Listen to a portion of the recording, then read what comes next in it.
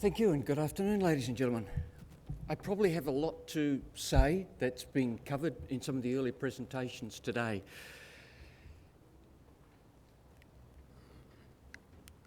Beautiful. In making their decision to purchase fresh fruit and vegetables, household buyers are going to look for quality, a competitive price, service and convenience. And as Brad indicated in his presentation this morning, quality is paramount. Quality is the most important variable in that decision that first decision to purchase. But we need also to appreciate and to understand that quality is a very complex variable. In making their decision to purchase fresh fruit and vegetables, potential buyers are going to examine the extrinsic quality attributes of the product. And the key attribute here is freshness. And depending upon how the product is to be used and who ultimately consumes the product, they're going to look at things like the size, the shape, the colour, and the presence, or should I say rather the absence, of things like physical defects, cuts, bruises, insect damage, sun scald or sunburn. However, from previous research we also know that these intrinsic quality attributes are very poor predictors of eating quality. That apple might look fantastic, but one bite reveals that it's soft, it's floury, it's tasteless, and possibly even brown. But it's these intrinsic quality attributes, the taste, the flavour and the texture, that ultimately our consumers are looking for, and ultimately that's what they're paying for. And as we've heard already on a number of occasions today, consumers are expecting their product to have been grown in a manner which is safe for the environment and safe for both them and their families to consume. But in the context of this presentation, where we're looking at store choice criteria, we need to look also at the quality of the retail store. Consumers not only eat with their eyes, but they also buy with their eyes. Store presentation and layout, cleanliness, ambience, lighting, all of these factors influence the consumer's decision to purchase. Service. Time is precious. Nobody likes standing in checkout queues or aimlessly searching the shelves for that particular product that the wife wants. Yes, I'm the dominant shopper in our household. I'm the guy with my learner's permit who's pushing my trolley around on the Saturday morning, trying to avoid the screaming kids and the congestion at the checkout. And sometimes I do need a bit of help trying to locate that particular product, or I want to know something about it. I want to know where it's from. I might even want to know how to use it. But there's no one there. And I don't want to waste my time either. This is what we call the one-stop shop. I want to buy all that I can, all that I want, in just one place. And this is an integral part of what we call yet another driver, convenience. Convenience means proximity to my home or to my place of work. It also means that the store's open at these convenient hours, and I can readily find a place to park my car, and trolleys and baskets are available to hold all my goodies. Value for money, or should I say price, is a really important consideration here. Consumers choose those things that make them better off. And consumers will choose those things, of course, that give them the biggest bang for their buck. Convenience also means that I can purchase products that are ready to heat or ready to eat. No peeling, no washing. Simply cut the bag, pour it straight into the bowl, into the saucepan, or in some instances, straight into the mouth. We covered this slide a moment ago in terms of my proximity to home, opening hours, the importance here of being able to actually park my car and having trolleys and baskets available to get my product and to hold the product as I take it to the checkout. But we've very recently, though, added a new dimension, the ability to purchase all my fresh fruit and vegetables from the comfort of my own home. No need to play supermarket squash on a Saturday morning. With the click of a mouse, the product comes to me. Sure, it might be a bit more expensive, but if I happen to live in the upper floor apartment of a major metropolitan city and where I don't own a car, this is the ultimate in service and convenience. But what we also need to appreciate is that low price is not important to everyone. There are those consumers who are prepared to pay more for superior quality product, or product that's been produced in a more sustainable manner, like organics or Rainforest Alliance, or product that's perceived to be more ethical, like fair trade, free-range chicken or cage-free eggs. Or as we saw a moment ago, to order the product online and to have it delivered to my doorstep. Furthermore, we need also to appreciate that food shopping is not always a low-involvement decision. There are times when I've got friends coming to dinner. It's a birthday, it's an anniversary, or a special occasion. And for this, I am going to go out of my way to cook up or to buy something special, to cook up a storm, to perhaps try that new recipe that I've seen on MasterChef. So, having provided you with a little bit of the background, let's look a little bit at the sort of objectives of this study, which I should indicate from the outset were actually sponsored by the Perth Metropolitan Market Authority and by the Chamber of Fresh Fruit and Vegetable Industries in Western Australia. We wanted to do 4 things. We wanted to identify the criteria that were most important in the consumer's choice of retail store. And this was important, of course, to the Perth markets because more and more of the produce that goes to the supermarkets is going direct. So they wanted to know where their future business was coming from. We needed to look at the extent to which consumers' expectations were being fulfilled by the different retail stores. We needed to look at the causes of dissatisfaction. And we needed to look at how consumers respond when they're actually dissatisfied. To do that, and the advantage, I guess, in a past life, is that I had a whole lot of students. And I see a few of my ex-students are here with us today. Basically, I'm a bully. I send my students out with a truckload of questionnaires to go and conduct shopping mall intercept surveys, which they do at a range of suburban shopping centres around the metro area. And in groups, depending on their availability, they talk to different respondents on different days at different times of the week. And to ensure that we're actually talking to informed respondents, we ask 2 qualifying questions. We need to know in the first instance that this is the person in the household that makes the decision to purchase. And in the second instance, that this person's actually going to spend 15 minutes with us to actually complete the survey. As a result of that, we did wind up getting around 480 interviews, which for a city the size of Perth actually is sufficient to give us a statistically valid sample. So I'll very quickly just run through who our respondents were. Not surprisingly, 71% of them are female. The majority who lived in a household with 1 to 3 other people. 68% of the respondents had a combined household income of between 30 to 150,000, and 68% of our respondents were born in Australia. 52% of our respondents purchase fresh fruit and vegetables 1 time per week. But it's not unusual to run out, to have unexpected guests, or to simply find that we didn't buy enough. 35% of respondents indicated that they purchase fresh fruit and vegetables 2 to 3 times per week.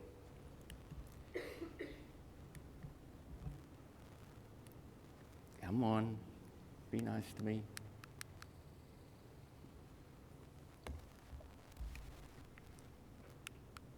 There we go. In Western Australia, Coles and Woolworths continue to dominate the retail scene, with 44% of consumers purchasing the majority of their fresh fruit and vegetables from either Coles or Woolworths. Some 26% of respondents purchased from an independent supermarket, IGA. A little over 21% purchased from greengrocers, with 9% purchased from grower direct markets. Come on, move. Thank you.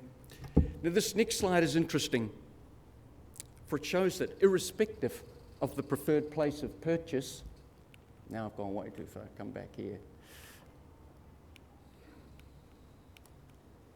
Sorry about this, team. Stay there.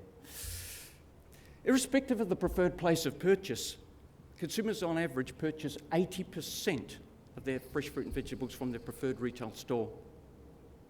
This indicates that for some reasons, some of the reasons that we spoke about a moment ago, most consumers are going to purchase from more than one retail outlet. So now we get to the interesting stuff.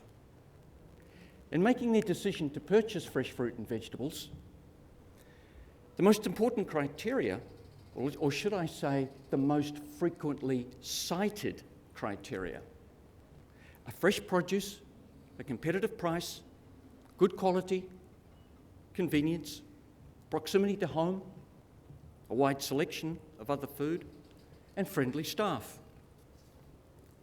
If we now start to aggregate this result and to see how the different major retail groups compare, we start to see some interesting trends. In the category SM, supermarkets there, we're talking about Coles and Woolworths. And if we look at the 8 key variables, freshness, competitive price, convenience, proximity to home, and a good or wide selection of other produce, we very quickly conclude that this is all about the one-stop shop. Consumers, it seems, are willing to accept an inferior quality product and to transact with unfriendly staff to buy all their household needs in this one retail store. When we talk to the independent supermarkets, we see a slightly different picture. This is primarily about convenience and proximity to my home. But here, the guy who owns the store runs the store. I'm not just a number. And so over time, we start to develop some sort of relationship with that staff. They begin to know who I am. They engage with me. They talk to me. And because of the convenience and the superior service that they offer, I'm prepared to actually pay a little more. For in general, without the buying power of Coles and Woolworths, prices are higher. However, the quality of the fresh produce is poor and the range of other food is limited. When we go to the greengrocers, we see yet another shift in the retail mix. You probably guessed it. It's the same reason why I and so many others do the majority of our shopping in Coles or Woolworths. But when it comes to the fresh fruit and vegetables, I'm off to the other end of the mall. I'm purchasing a superior quality product, I'm taking advantage of a wider range of fresh produce, and I'm transacting with more friendly and knowledgeable staff at a greengrocer, a specialist retail who knows their business. But what's interesting when we deal with the greengrocers is that, again, while these guys don't have the buying power of Coles and Woolworths, they do have better quality product. And for that, I'm prepared to pay. They do offer a higher value proposition. But to get that superior value, I've got to go out of my way. I have to make an additional effort. And from anecdotal evidence, we know in Perth that we've got consumers who are willing to travel from one side of the city to the other to purchase their fresh fruit and vegetables from their preferred retail store. The other point that emerges here when we look at the greengrocers is the desire by so many consumers to actually support independent retailers. There is a consumer backlash against the perceived exercise of the coercive market power by major retailers, and that movement is gathering momentum. If we look at the grower direct markets, it's all about securing fresher, better quality produce at a more competitive price. But the key point of differentiation here is the wider range of other food products. In other words, we're not just buying fresh fruit. Perhaps it's that artisan bakery. It could also be a specialty butcherer, perhaps a favourite coffee shop, or the opportunity to engage directly with the producer. For these consumers, supporting local producers is important. And with all the recent attention to things like food safety, the slow food movement, climate change, food miles, this trend too is gathering momentum. And just like the greengrocer, if I want to purchase my fresh fruit and vegetables from grower direct markets, I've got to be prepared to actually travel. So now that we've got some insights into what turns our consumers on and how they decide and make their decision between different retail stores, it'd be interesting to see now how each of these alternatives meets the consumer's expectations. Satisfaction is widely defined as the extent to which a product or service meets the consumer's expectations.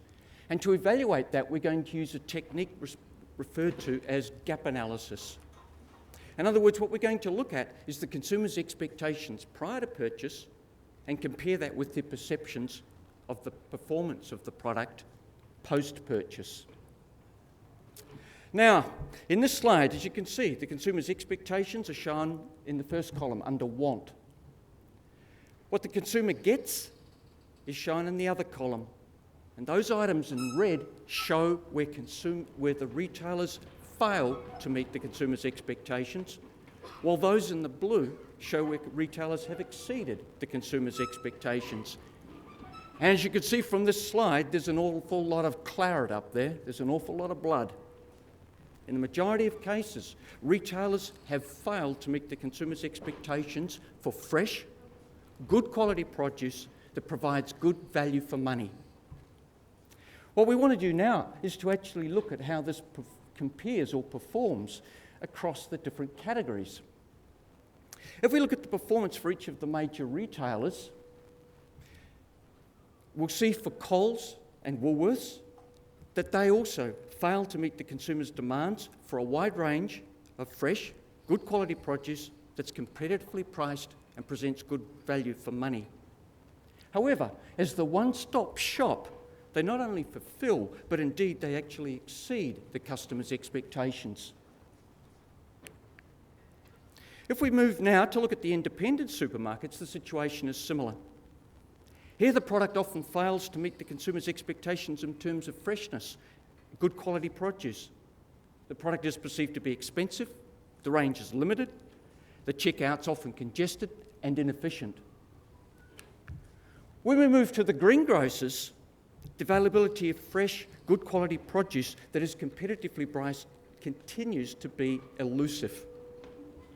And as for the grower direct markets, here, even though we're now dealing directly with the producers, the availability of good quality product continues to be problematic. So clearly, we as an industry have a widespread quality problem. But just how widespread is that problem? If we actually go and talk to our consumers, 52% of them indicate that they're dissatisfied one time in 10. 15% are dissatisfied 20% of the time, and a further 15% are dissatisfied one time in 4 or one time in 3.